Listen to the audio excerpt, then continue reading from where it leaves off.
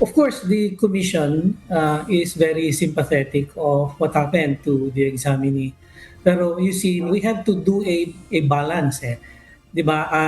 In as much as we are very sympathetic, we really have to preserve also the integrity of the exams. Nais panatilihin ng Professional Regulation Commission ang integridad ng board exams. Ito ang binigyang diin ng Professional Regulation Commission o PRC kasunod ng nag-viral na video ng isang examinee sa Coronadal na hindi pinayagang kumuha ng pagsusulit dahil sa na-late na 4 na minuto.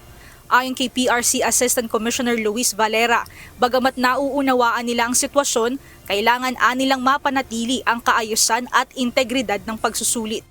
Kasi ang ating policy, simultaneous yung conduct ng exams. Hindi po pwedeng may nagsimula na tapos yung iba nabibigyan pa lang ng general instructions and then saka pa lang mag-fill up ng form. So again, that will compromise the integrity of the conduct of the exams.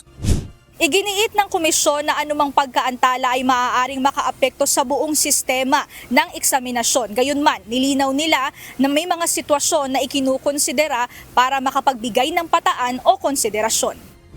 Ang nasa guidelines natin, yung language ng guidelines natin kasi is categorical. Shall not, kung tardy or late yung examinee, they shall not be allowed to take the exams.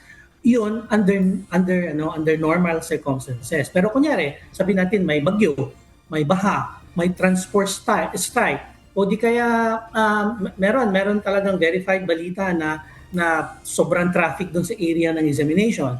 Ganyan. We make adjustments also. Bunsod nito, muling nagpaalala ang PRC sa mga kukuha ng exam na siguraduhing kompleto at wasto ang mga dokumentong dadalhin. Una na rito, ang Notice of Admission o NOA na siyang magiging pass upang makapasok sa examination venue. Mahalaga rin nila na tiyaking updated at hindi expired ang mga dokumento upang maiwasan ang anumang aberya sa araw ng exam.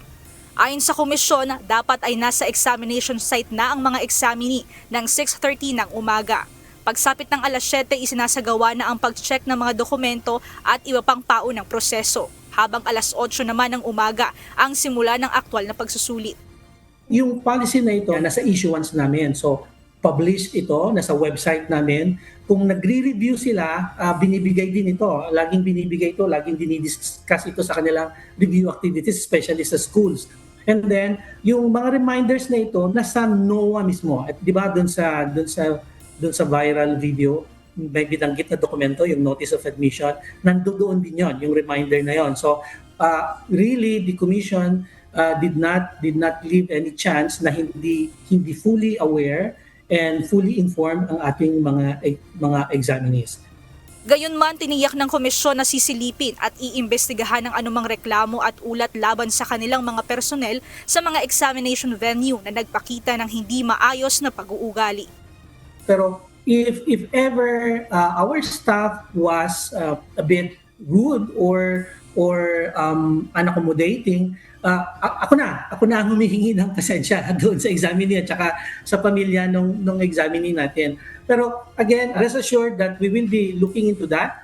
I may require the regional office to render a report on how the examination personnel acted or what was the manner.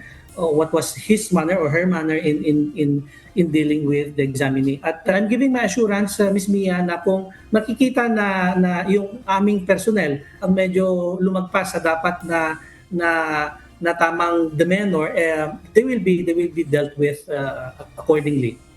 Mia Alonso, UNTV News and Rescue. Diyos ang aming sandigan, serbisyo publiko ang aming pinahahalagahan.